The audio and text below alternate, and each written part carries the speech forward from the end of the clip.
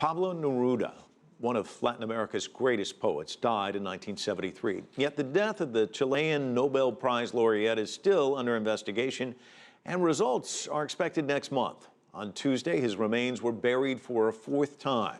As CCTV's Joel Richards reports, the controversy isn't over. This was the fourth burial of Chilean poet Pablo Neruda.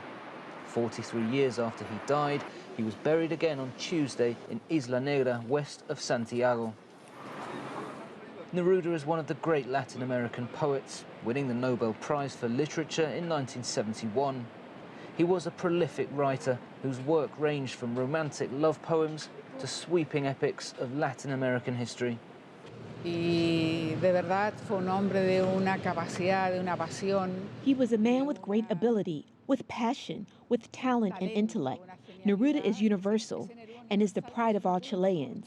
As a Chilean, I say we are proud to have had a poet like Neruda. Neruda's life was defined as much by his poetry as by his politics.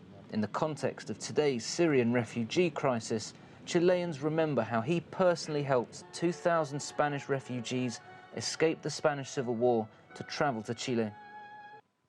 In 1973, a military coup led by General Augusto Pinochet seized power in Chile. As a member of the Communist Party, Neruda was a vocal opponent. But 12 days after the coup, he died at this clinic. Neruda had been diagnosed with cancer, yet doubts remain about how he died. He said, "Manuel, a doctor came in while I was asleep and injected me in the stomach. I am burning up inside."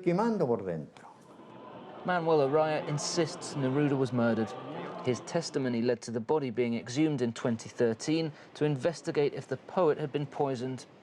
Neruda's remains were analysed in Denmark and Canada to determine whether he was injected with bacteria. The investigation has to bring this all to an end, whatever the result shows. But everything indicates there was criminal intent in the death of Neruda. There is still speculation and debate about the investigation. There's even disagreement within Neruda's family over whether he was murdered. He